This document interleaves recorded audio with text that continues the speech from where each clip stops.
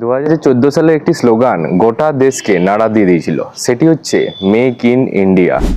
যেন ভারতের মাটিতে নিজের জিনিস তৈরি করা হয় এবং বলতে পারি যে আমরা সব কিছুই করতে পারি। একসময় ভারত ছিল এক আমদানি নির্ভর দেশ।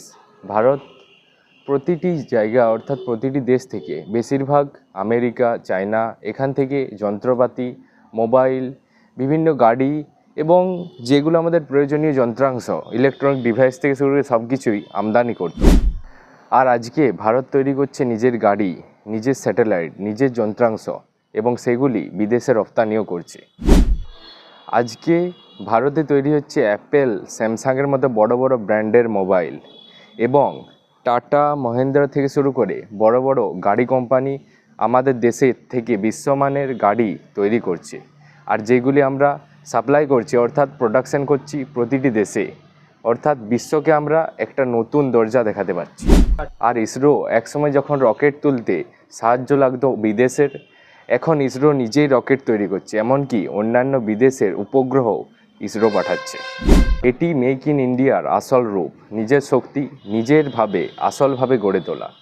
শুধু কি সরকার, আমাদেরও কিছু দায়িত্ব রয়েছে, যেগুলি আমরা নিজেরা যদি মানি এবং সঠিকভাবে করি তাহলে মেক ইন ইন্ডিয়া পরবর্তীকালে এক বৃহৎ আকার ধারণ করবে। যদি আমরা নিজের দেশের পণ্য অর্থাৎ নিজের দেশের প্রোডাক্ট ব্যবহার করি তাহলে প্রতিটি ছোট কারখানা থেকে শুরু করে প্রতিটি কর্মী এবং প্রতিটি যুবকের স্বপ্ন একদিন সত্য হবে।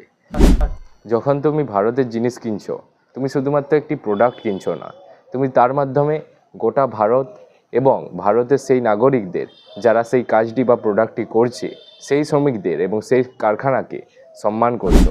মেক ইন ইন্ডিয়া মানে শুধু একটি প্রোডাক্ট বা প্রোডাকশন নয়, নিজের দেশের প্রতি বিশ্বাস, নিজের দেশের মানুষের প্রতি বিশ্বাস এবং নিজের ভবিষ্যৎকে নিজের ভাবে ও নিজের দেশের ভাবে গড়ে তোলা। একদিন এমন সময় আসবে যখন মেক ইন ইন্ডিয়া বা মেড ইন ইন্ডিয়া প্রতিটি দেশের প্রতিটি দোকানে এবং সেই দোকান বা সেই দেশের নাগরিকদের প্রতিটি বাড়ির প্রোডাক্টে লেখা থাকবে। তাহলে আসুন আমরা নিজেরা মেক ইন ইন্ডিয়ার ভবিষ্যৎ নিজের হাতে গড়ে তুলি। জয় হিন্দ, ভারত মাতা।